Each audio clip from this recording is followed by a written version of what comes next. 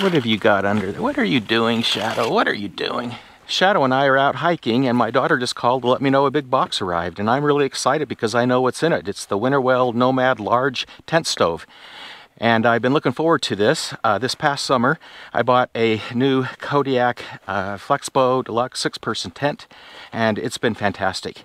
Shadow and I go out to remote places a lot to do astrophotography, rock hounding, camping, and this time of year it starts to get cold. So we need to stay warm, and this stove looks to fit the bill.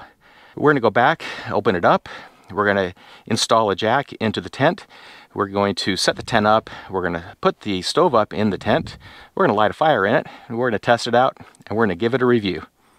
We're back, and sure enough, the box waiting for me was indeed the Winnerwell Nomad large cook camping stove.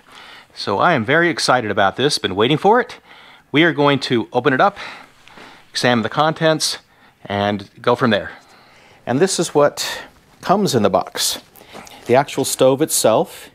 Inside of the stove, all of the pipes fit, and we have these side racks. I also bought the leg extensions because I want to get it up off the floor of the tent as high as possible. I don't want to burn the bottom of my tent. And I also purchased the chimney protector that will go through the jack. So I need to put the jack here, and I really hate to cut into this tent. It's a beautiful tent and it served me so well. But there's only one way to vent a stovepipe through a canvas tent, and that's to cut a jack in it. So let's get at it. The first thing I did was trace the outline of the jack on the canvas of the tent. Then I placed industrial strength Velcro along the outline.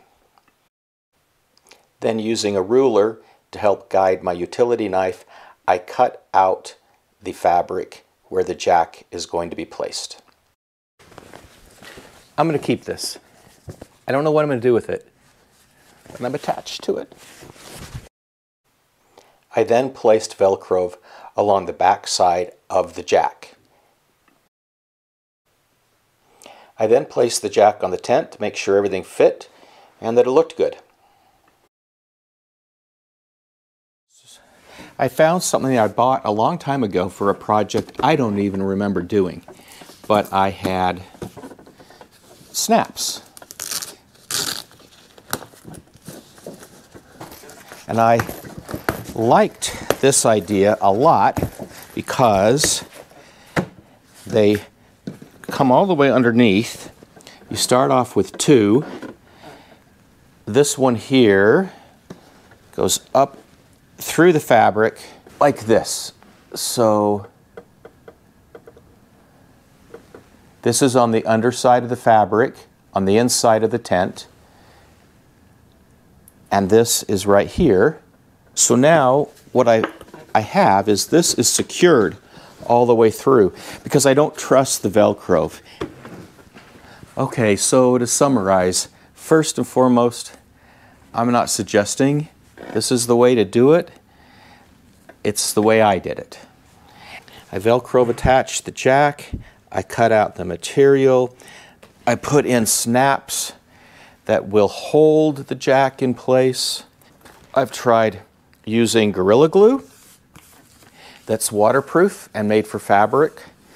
So we gotta let it dry, and I'm gonna put a little bit of weight here. I weighed it down with ammo and tools.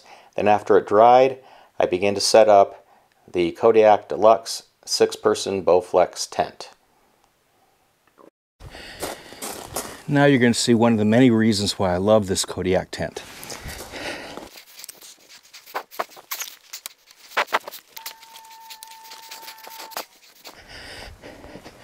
I can do that by myself. Okay, we're inside the tent, and this is where I chose to put the jack. Let's go look at it from the outside. Okay. All right. So I'm going to go ahead and roll it up and put the stove inside, and we'll see how it all looks. And then if everything looks good, we'll light a fire.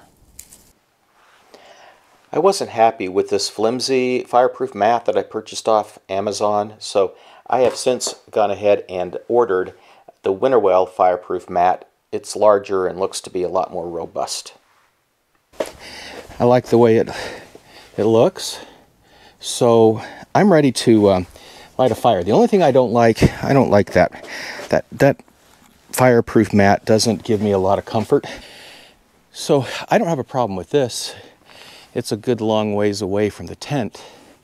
I also have the stove jack so that the pipe holes, the holes in that protective sleeve are on the outside. I think I've got it pretty good. Again, I'm not an expert at this, so this is a review from a novice's point of view, and I would welcome any of your comments.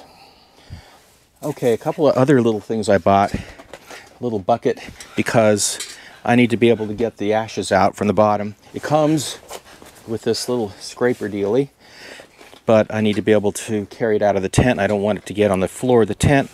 Also this, I could scoop them out with. So I was at Ace and these were there. And then the other thing is some fireproof gloves. So I've got those as well.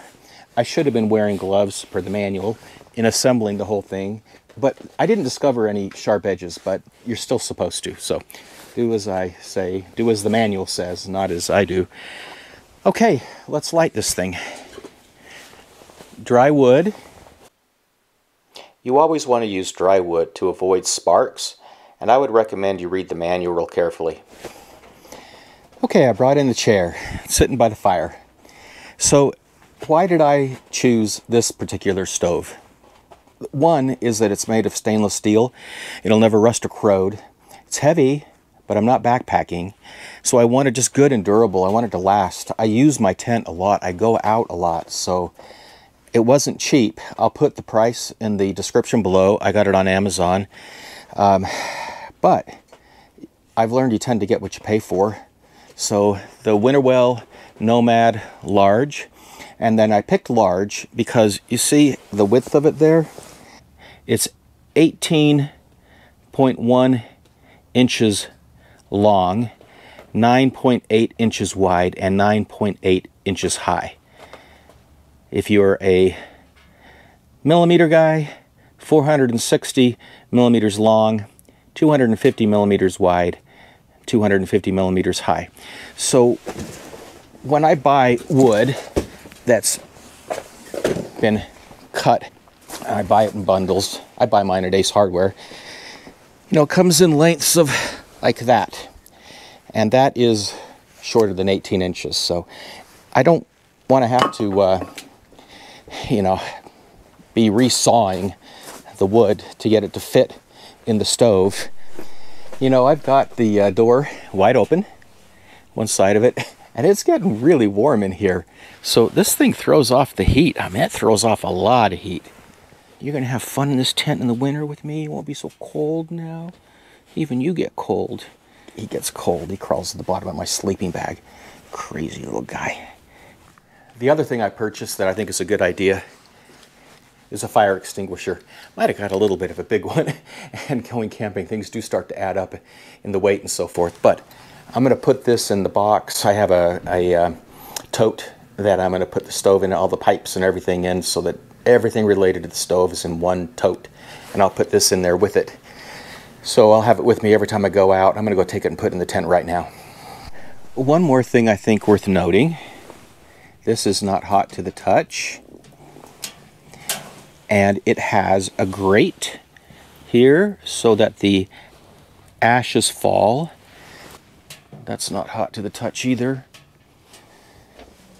The pipe is slowly changing color. I don't see any smoke leaking out of the pipe. It's really getting warm in here. I really like this. Smoke coming out. I wonder how hot.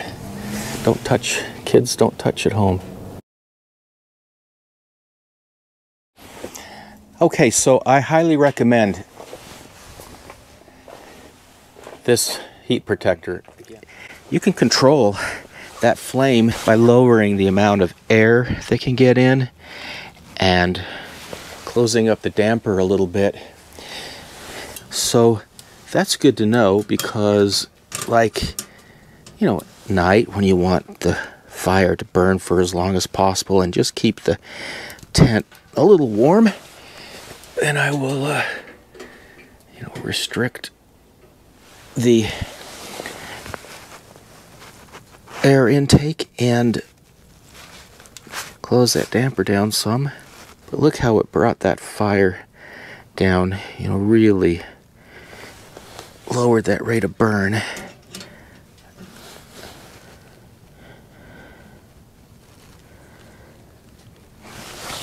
Open it back up and see how it just comes right back. So the damper and the air intake here really are effective in helping you regulate the rate of burn of the fire. So that's really cool. Really happy about that too. Okay, it's the following morning, and just a quick follow-up because it's been blowing hard all night long. It's calmed down a little bit, but still you can see the tents moving a little bit in the wind, but that pipe isn't moving at all. So just I mean, it's not pulling on those bungees in any way. I'm really not worried about this pipe. I mean, I've got it bungeed up there so that if something really, you know, big hit it, a big wind or a big gust or something, but I just don't think it's a problem. But again, I'm interested in what your thoughts are. Let's just check it out inside here. So you can see, you know, the wind is hitting the walls a little bit. Not a lot, but it's been blowing. It's been blowing hard, but that thing is really stable. I really like it. So I'm going to show you how I'm going to fit it all into a tote. The box, by the way, is a great heavy-duty box with handles. This is a keeper, you know, if you wanted to just carry it around in the box. But I'm going to put it in a tote because I want to add some other things too. And then I throw these totes in the back of my pickup. And if it rains or something on my way to a destination or whatever, they're all nice and tight and waterproof. So it's kind of how I put my camping gear in totes so I can just load them up real fast when I'm heading out. So let's take this thing apart and see how it dismantles. The pipes were more difficult to pull apart than they were to put together. They fit together very, very tightly, but that was reassuring because that also lets me know that it's not going to leak smoke. It came apart easy enough, though. Come here, Shadow. Come here, boy. Come here. Look at this. Look at this. Shadow's nose is dirty again. He's gone and buried another bone or dug one up. Why do you do these things? I'm going to have a fire extinguisher in the tent at all times. The whole stove, everything I need in the tote, plus the bucket. I'll have to remember to take the bucket. The hatchet I keep in my truck under the seat all the time.